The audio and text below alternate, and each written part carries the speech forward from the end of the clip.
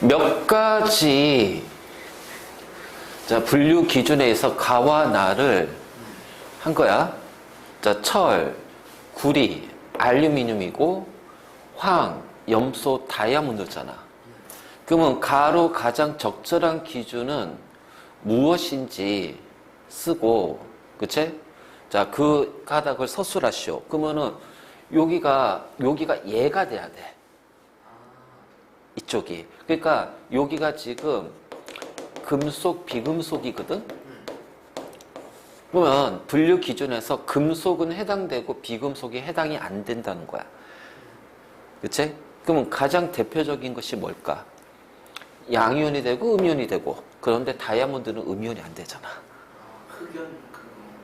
흑연, 탄소는 다이아몬드나 흑연 같은 경우는 이온이 거의 안 돼. 맞지? 이온이 안 돼.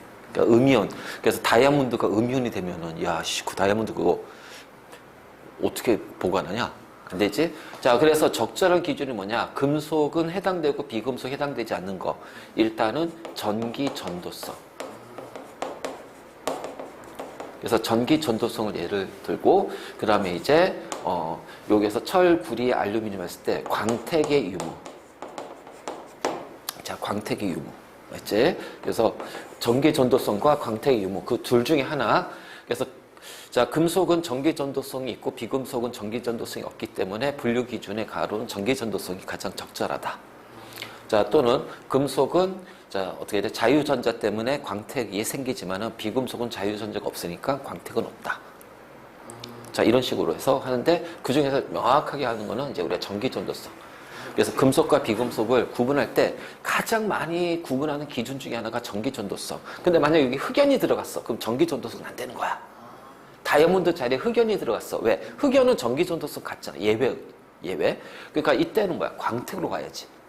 근데 다이아몬드는 상관없어요. 다이아몬드도 광택이 있지만 그 다이아몬드의 광택은 자유전자가 흡수해서 방출하는 빛이 아니라 그 다이아몬드로 들어오는 빛이 굴절이 되면서 광택이 생기는 거야. 알지? 그러니까 그건 좀 다른 개념이지. 그러면은 자, 이거는 결국은 뭐냐면은 자유전자의 유무가 돼버리거든. 그러니까 이거 이렇게 구체적으로 써도 되고 아니면 그냥 자유전자가 있고 없고 이렇게 가도 상관없어. 너무 그냥 금속 원스윙 그랬는데 너무 뭉뚱그렸어요. 그러니까 금속, 비금속으로 구분을 했어. 근데 보니까 금속이 얘야. yes. 비금속이 no야. 그럼 금속은 O가 되고 비금속이 X가 되는 것이 뭐가 있을까? 이런 거지. 그치? 바로 이제 이런 것들을 찾아내는 거야. 자, 딴 건 없어? 오케이.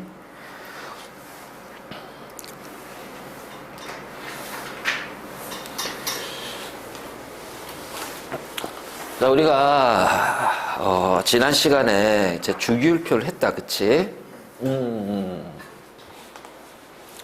이제 이 주기율표가 굉장히 중요해. 우리가 화학이란 걸 할 때는 자, 이 주기율표를 알고 있어야 자, 그것의 이제 원소들이 어떤 화학적 성질, 물리적 성질을 가지고 있는지 자, 이거를 이제 우리가 알 수가 있고 그걸 통해서 이제 여러 가지 결합이라든가 반응성까지 우리가 예측할 수가 있는데 자, 이걸 해두면 그리고 뒤에 이제 화학결합까지 해두면은 이제 우리 내년 1월 달에 내년 1학기 중간고사 시험 범위가 바로 이제 그 화학 반응 들어가거든. 그 부분이 되게 쉬워져. 그래서 반응식 완성하는 것도 시작해서 자, 쉬워지기 때문에 자, 일단은 이제 우리 주기율표를 꼭 외워야 되는 주기율표가 단 주기율표라는 것이 있어.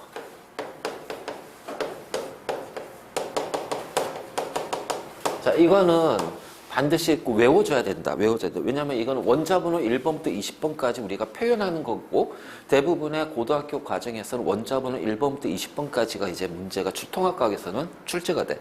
마찬가지로 이제 우리 중3 때 배우는 이제 그 화학 파트도 이제 보통 대부분은 이제 1번부터 20번까지. 물론 이제 그 외에 이제 나오는 것들은 우리가 이제 일상생활에서 많이 사용하는 것들, 상식적으로 많이 알고 있는 것들이 언급되긴 하겠지만, 자, 일단 단주기율표를 쓰면,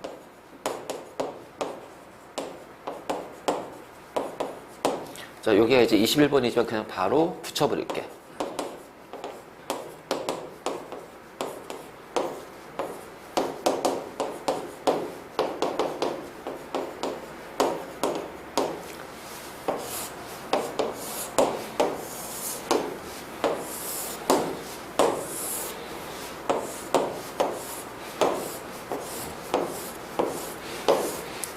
원자번호 1번부터 20번까지 칼슘까지 이제 우리가 주기율표. 그래서 이거를 꼭 외워놓고 있어야 된다. 그래서 1주기, 2주기, 3주기, 4주기. 그 다음에, 자, 수소부터 쭉 내려오면 얘네들이 1족이야. 자, 베릴륨, 마그네, 칼슘 2족이 되고, 자, 붕소, 알루미늄이 13족이 되고, 탄소, 규소가 14족이 되고, 질소인 15족.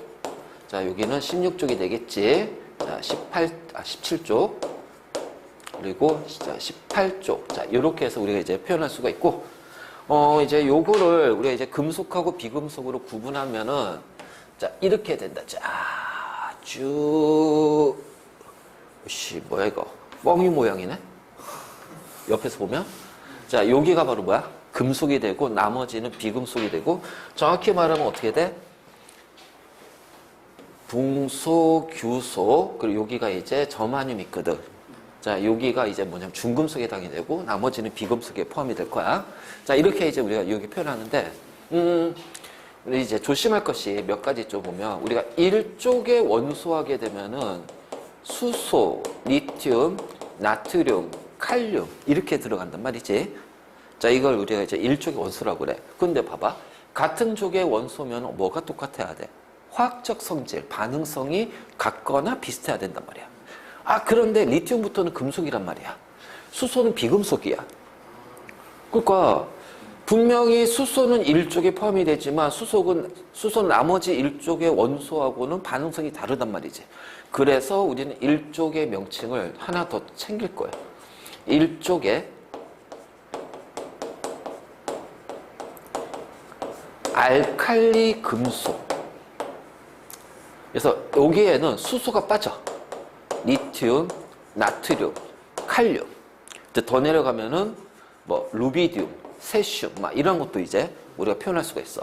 그래서 일종의 알칼리 금속. 요 알칼리란 뜻이 뭐냐면 우리 그 식물의 재란 뜻이야. 재에서 그러니까 우리 식물재를 보면 식물 같은 금속들이 이제 중요한 영양소의 원소로 사용이 되거든. 그래서 그 식물재 보니까 요런 나트륨이나 칼륨이나 리튬 같은 것들이 식물의 재에서 발견이 되는 금속들이야. 그래서 얘를 우리가 알칼리 금속이라고 그래. 알지? 자, 그래서 일족을 알칼리 금속인데, 자, 알칼리 금속은 리튬이지만 일족하면 수소까지야. 꼭 포함시켜주고. 자, 베릴륨, 마그네슘, 칼슘 이족은 일족의 알칼리 금속과 반응성이 조금 비슷하다고 그래. 그래서 알칼리 토금속이라고 하는데 굳이 그건 외우지 마. 이런 거 아니야. 그냥 그 다음에 여기서부터는 쉬워져. 자, 여기는 13족 붕소부터 시작하지. 그래서 13족을 붕소족. 14족은 탄소부터 시작하니까 탄소족. 얘는 질소부터 시작하니까 질소족. 15족은 16족은 뭐가 돼? 산소족. 이렇게 될 거야. 근데 우리가 요 17족을 원래는 이제 플로린족이라고 해야 되는데 17족을 뭐라고 하냐면은 할로젠 원소라고 부른다. 할로젠 원소. 그치? 그리고 18족 비활성 기체. 이게 되게 웃긴 게 내가 고등학교 때 대학 입학할 때까지도 18족은 불활성이야. 발음 잘해야 돼. 불활성. 그냥 스무스하게 불활성 이렇게 돼버린 거야. 그래서 이렇게 됐는데 어느 순간 이제 보니까 이게 불활성에서 비활성으로 바뀐 거야. 즉 불은 아니 불자는 100% 아니란 얘기야. 그러니까 얘는 그때는 100% 반응성이 없다라고 했는데 나중에 보니까 여기에 이제 오주기에 크세논이 있어. 크세논 또는 우리가 제논이라고 그래. 자, 이 제논이 이게 오주기 이제 18족인데 플로린하고 반응하더라는 거야.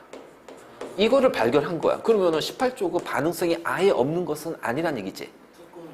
그치? 그래서 아주 적게는 존재. 그래서 100% 아닌 불자가 아니라 그냥 한 90% 아닐 비자를 쓸 거야. 그래서 비활성이라고 그래. 자, 어쨌든 자, 이것이 이제 우리가 주기율표에서 단주기율표야. 보통 이제 수에일립에 이렇게 하지만은 나는 이렇게 외웠어. 그냥 수리낙하, 배막할, 붕할, 탕교, 지린, 산항, 불렴, 헬레야. 끊어서 수리낙하, 배막할, 붕할, 탕교, 지린, 산항, 불렴, 헬레야. 그래서 잘 보면 좀 뜻이 의미가 있어. 문장으로 좀 연결이 돼. 자, 어쨌든 간에 이제 우리가 요거면, 자, 이게 이제 우리가 현재 이제 쓰고 있는 주기율표야. 그럼 이 주기율이 어떻게 나오게 됐는지, 자, 이 주기율의 발견이에요. 주기율의 발견. 그러니까 지금 이제 요건 이제 우리가 역사인데, 주기율의 발견은 우리 크게 이제 과학자 이름을 한번 가볼까? 자, 데벨라이너부터 시작해서 뉴렌즈,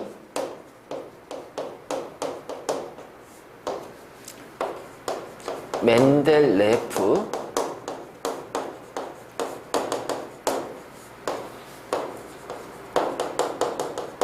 모즐리.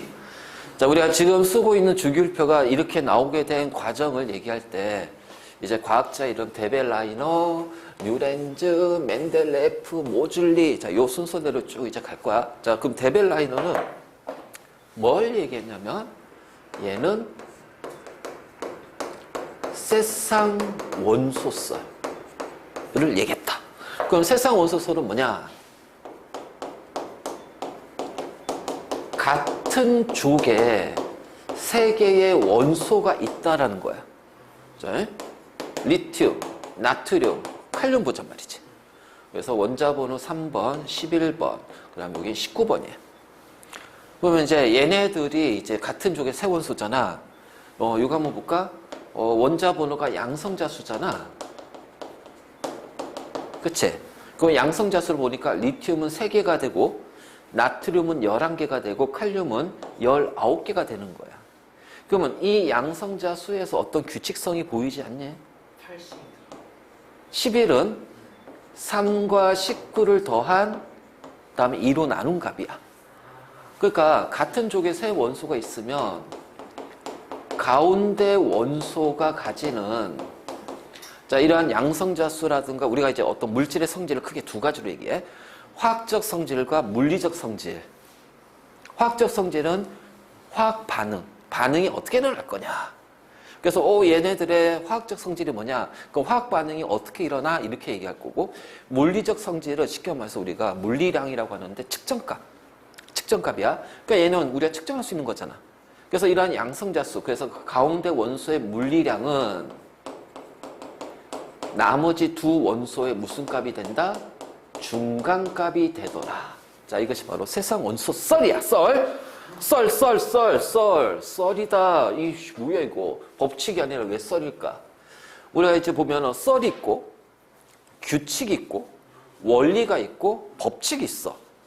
그치? 그러면 무슨 썰이 있고 무슨 규칙이 있고 자, 그 무슨 원리가 있고 그 다음에 무슨 법칙이라는 것이 있어. 이거 뭐지? 그러니까 이게 있잖아. 안 맞는 거 있잖아. 예외가 되는 게 썰은 너무 많다. 틀리는 것이 너무 많으니까 이거를 썰이라고 하는 거야. 안 맞는 거. 자, 규칙은 예외가 조금 있다. 그래서 예외가 조금 있기 때문에 예외가 아닌 것들이 훨씬 더 많으니까 그래. 그래서 무슨 규칙이라고 하자.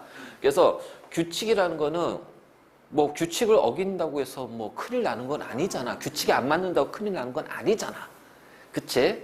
자, 원리는 아주 거의 없다. 0에 가까운 정도. 법칙은 없다. 그래서 법칙에는 예외가 있으면 안 돼. 이게 이제 우리가 법이라고 생각할 때, 그래서 법에 어긋나면 벌을 받잖아. 근데 규칙 어긴다고 벌 받니? 그건 아니거든.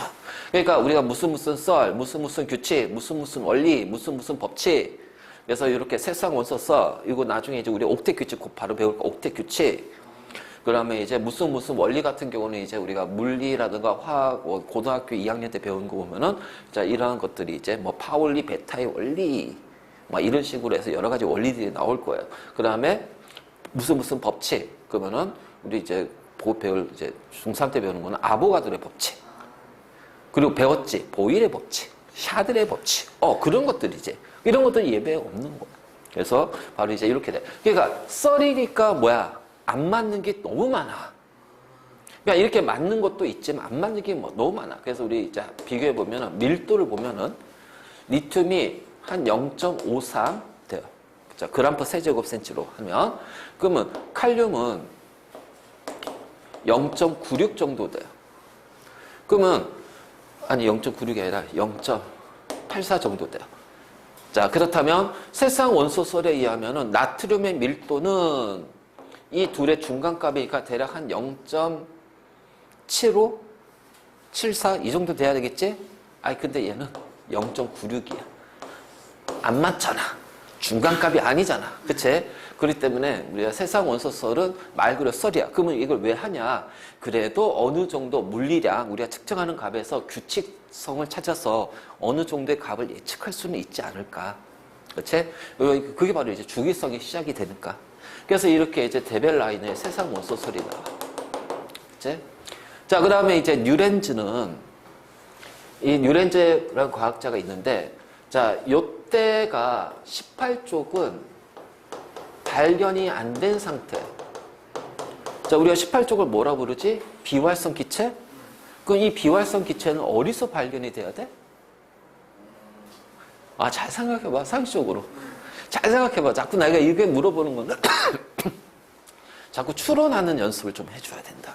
그래야지 학년이 올라갈수록 조금 난이도 있는 고난이도 문제, 고등학교 가서 이제 조금 더 심화되는 문제, 나중에 수능 봤을 때 뭐 킬러라는 문제, 이러한 것들을 우리가 조금 더 접근해서 풀 수 있는 어떤 그러한 어떤 힘들이 생겨져. 자꾸 이제 생각해 봐야 돼. 자, 비활성 기체는 어디서 발견이 될까? 네가 알고 있는 모든 과학 지식을 한번 떠올려 봐. 자, 비활성 기체는 어디서 발견이 될까? 자, 비활성 기체는 어디서 발견이 될까? 잘 생각해 봐요. 어디서 발견이 될까? 어디서? 기체잖아. 그 우리 주변에서 우리 주변에 기체가 뭐가 있어? 산소도 있고. 그 산소가 어디 있냐고.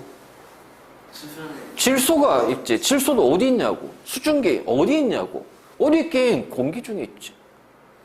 그럼 기체라는 건 어디에 들어가 있는 거야? 공기에 들어가 있는 거야.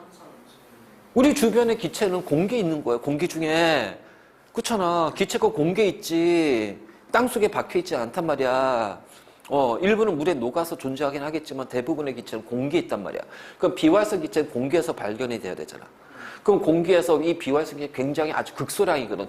78%가 질소고 21%가 산소고 그 다음에 이제 많은 것이 이제 0.09%가 아르곤이에요. 문제는 0.09%를 어떻게 찾아낼 거예요? 그럼 그것보다 더 작은 게 네온이고 헬륨인데? 그러니까 이게 비활성 기체가 발견되는 거는 굉장히 꽤 시간이 지나서 발견됐어. 그래서 비활성 기체가 발견이 안 됐거든. 그건 뭐냐면 여기가 알칼리 금속이라고 그랬잖아. 봐봐라. 하나, 둘, 셋, 넷, 다섯, 여섯, 일곱, 여덟, 아홉 번째. 그래서 일정 간격으로 같은 반응성에 같은 쪽의 원소가 반복되지? 그치? 그런데 얘가 발견이 안 됐으니까 어떻게 될까? 하나, 둘, 셋, 넷, 다섯, 여섯, 일곱, 여덟 번째야. 즉, 같은 족의 원소는 여덟 번째마다 반복해서 나타난다는 거야. 자, 그래서 반복해서 나타나기 때문에 여덟 번째야. 도, 레, 미, 파, 솔, 라, 시, 도. 자, 여기가 뭐니? 옥타브라고 하자. 한 옥타브. 그럼 봐봐. 도에서 도까지 보자. 하나, 둘, 셋, 넷, 다섯, 여섯, 일곱, 여덟 번째야. 그래서 뉴렌즈에 뭐라고 한다?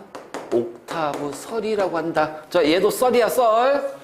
자, 설이 될 수밖에 없는 이유는 18쪽 포함시키면 몇 번째? 아홉 번째. 그래서 이게 나중에 이제 통합에서 문제 나오잖아. 그러면 이제 콩나물 막 음표가 나와, 음표가. 그럼 이건, 옥타브 설이구나. 이렇게 보고 이제 가면 돼. 그래서 이렇게. 그래서 뉴렌즈 옥타브 설. 자, 그럼 이제 멘델레프가 나오는데 우리는 이 멘델레프에 꽤 많이 집중해야 됩니다. 자, 이 사람이 굉장한 사람이에요. 자, 이게 19세기 때 러시아 과학자인데, 자, 이때 당시 발견된 원소가 약 64종의 원소가 발견이 됐어.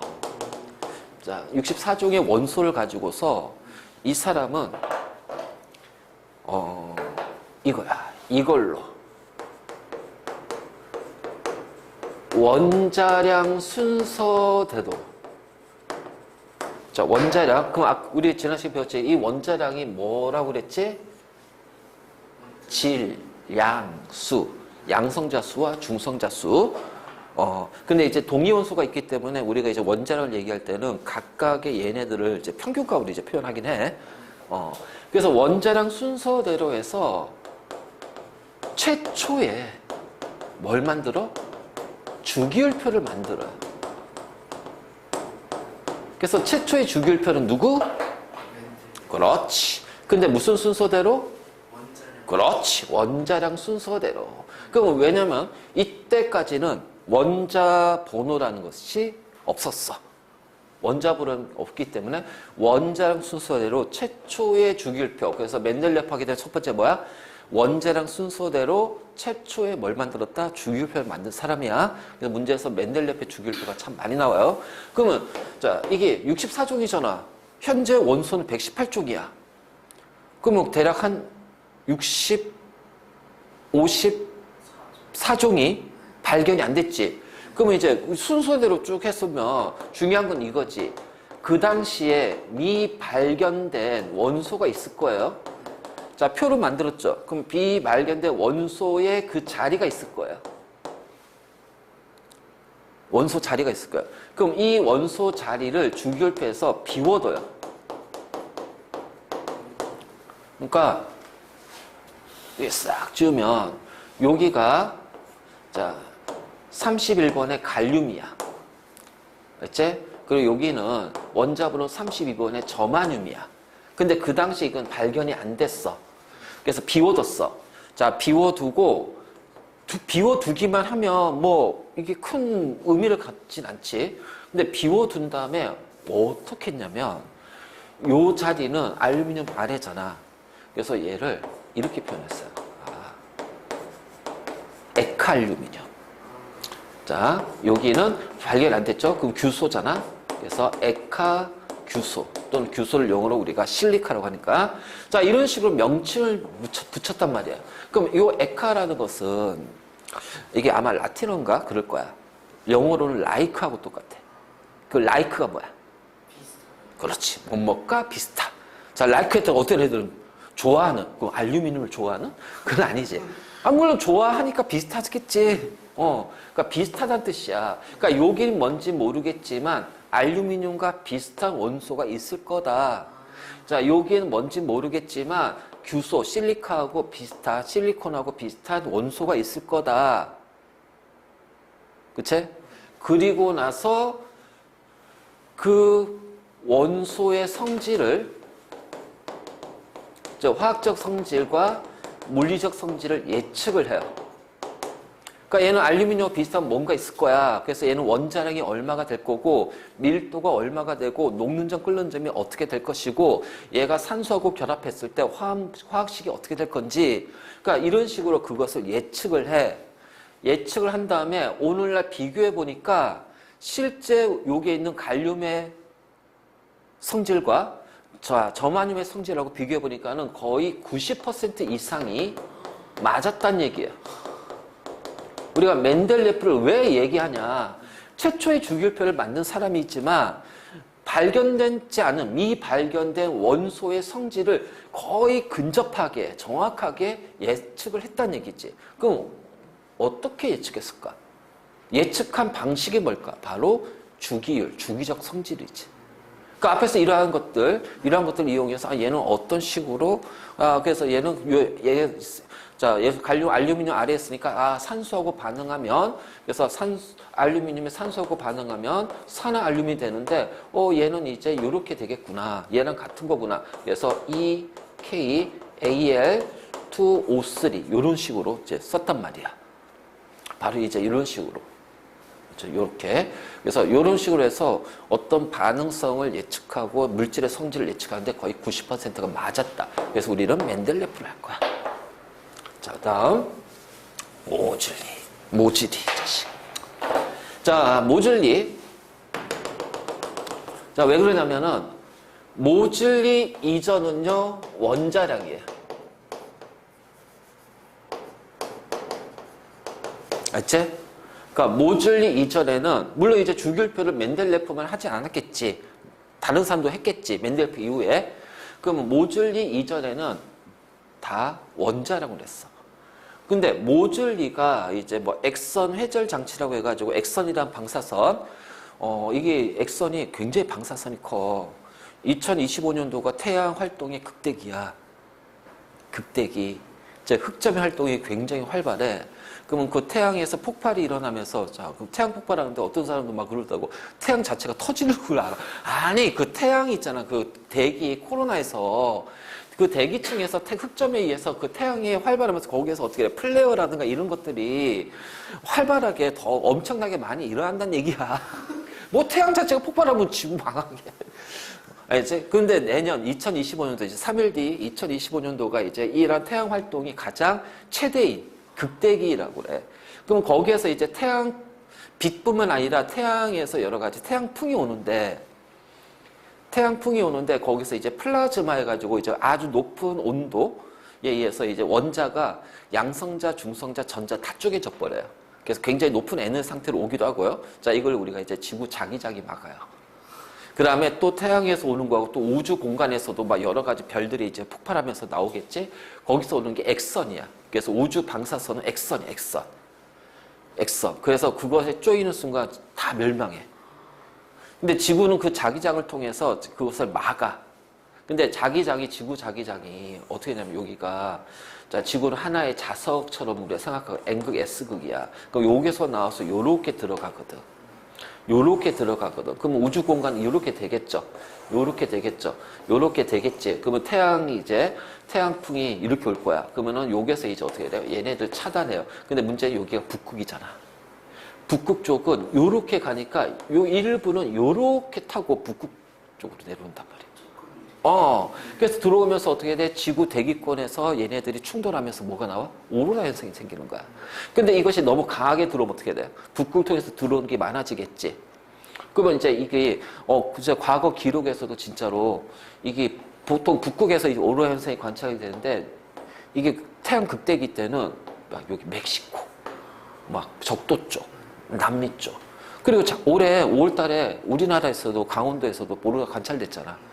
왜냐면 내년이 극대기면 지금도 극대기자. 올해도 극대기인 거지. 바로 이제 그런 거지.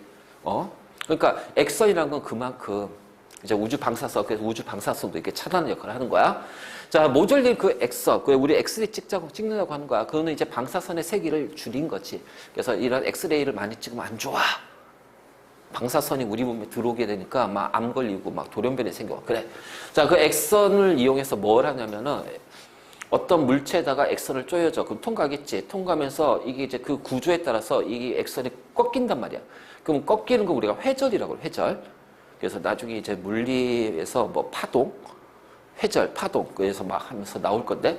자, 회절이 되면서 그 회절되는 걸 통해서 얘는 어떤 구조를 가지고 있겠구나. 이걸 이제 판단하는 거야. 액선 회절 장치는. 근데 이거를 이제 원소들을 거기다 집어넣는 거야. 그럼 액선이 원소를 통과하겠지. 그 원소가 이루어진 원자를 통과할 거야. 그럼 원자 핵은 플러스 전하 뛰니까 이 액선이 플러스의 영향을 받으면서 꺾인다는 거지. 근데 원자 핵에는 양성자에 의해서 플러스 전하량이 결정이 되잖아. 양성자가 2개면 플러스 2, 10개면 플러스 10, 18개면 플러스 18 이렇게 될 거 아니야. 그럼 양성자 수가 많아질수록 회절되는 정도가 다 커진다는 얘기야. 그래서 이걸 통해서 원소마다 뭐가 고유하다?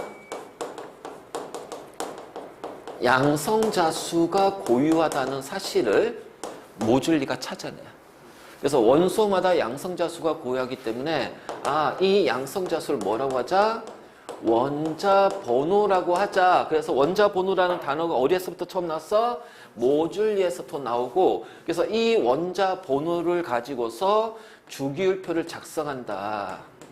그래서 원자 번호로 작성한 최초의 주기율표는 누구야? 모즐리의 주기율표야. 그냥 주기율표 자체 최초는 멘델레프지만 원자 번호, 현대 주기율표처럼 원자 번호로 작성한 최초는 바로 뭐야? 모즐리라는 거야. 모즐리. 자, 이것이 이제 우리가 주기율이 발견된 과정이 되는 거야. 그리고 지금 우리가 하는 요 주기율표가 있지, 전자비치가 있지. 그다음에 뒤에 이제 그래서 막 이런 식으로 해서 그다음 이제 우리가 이제 결합을 이온 결합, 공유 결합 배울 거야. 근데 그게 고2 때 화학에서 이게 싹 빠졌어. 빠졌어. 그 고2 때 빠졌다는 얘기는 뭐야? 이 통합과학에서 그 내용을 다룰 거란 얘기야. 와, 안 그래도 수능 과목인데? 그치? 그래서 아마 학교 가게 되면 조금 좀 심화적으로 들어갈 거예요. 지금 우리 하는 거는 지금 현재 고1들이 배우는 통합과학 그냥 그 내용대로 지금 가고 있는 거야. 딱히 어려운 건 없잖아. 그래서 바로 이제 요거, 그래서 나중에 이제 본격적으로 우리가 통합과학 하게 되면 이제 좀 심화적인 부분도 같이 이제 다루면서 들어갈 거야. 자, 어쨌든 간에 현재 주기율표가 발견된 주기율의 발견은 데벨라이너, 세상호소설, 뉴렌즈, 옥타브설, 멘델레프 두 가지죠. 최초의 주기율표, 원자량 순서, 그리고 미발견된 원소를 예측하고, 그 다음에 모즐리는 원자 번호라는 걸 처음 얘기하고 원자 번호로 주기율표를 처음 작성한 과학자. 그래서 모즐리부터 우리는 이 주기율표를 현대 주기율표. 그래서 현대 주기율표, 우리가 쓰고 있는 현대 주기율표 시작은 누구다? 모즐리다. 자, 이 과정을 잘 이해해 놓고 있어. 자, 됐니?